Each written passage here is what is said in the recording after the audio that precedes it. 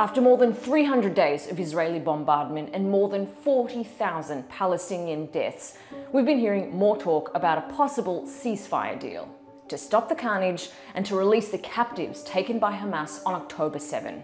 Israel has now accepted that proposal. I heard that directly from Prime Minister Netanyahu yesterday, and we hope and expect that Hamas will do the same.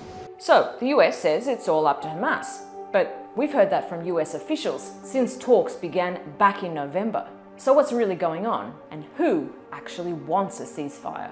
Well, let's remember, there was a deal back in November, a week-long truce where Hamas released 110 captives in exchange for Israel releasing 240 Palestinian prisoners. But after that, the war carried on.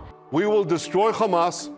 Israel wanted to eradicate Hamas, not negotiate with it, and Hamas officials wanted all of its political prisoners released. The UN also got involved, but the US vetoed at least 3 ceasefire resolutions, saying a ceasefire would jeopardize ceasefire talks.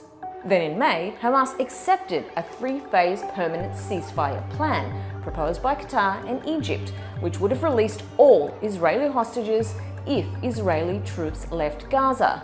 Israel called it delusional and 2 days later invaded Rafah. Then there was another proposal, and this one came from Israel, according to the US president. It got the UN's backing. Hamas said it was ready to go ahead. But in public, Israel was reluctant. Then on July 31, Israel assassinated Hamas's chief negotiator, Ismail Haniyeh.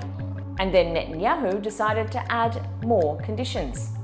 The Israeli government insists its forces must control Gaza's southern border with Egypt and wants security checkpoints to search Palestinians hoping to return to their homes in the north. Oh, and the Israeli government says it reserves the right to keep attacking Hamas even if there is a ceasefire.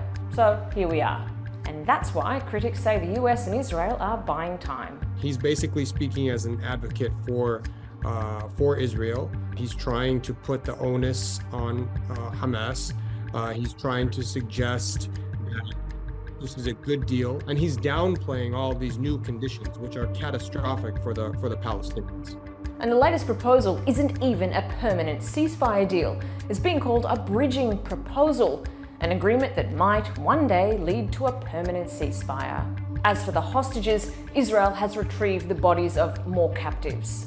It's believed about 1/3 of the 100+ captives still in Gaza are already dead, many of them likely killed by Israeli attacks.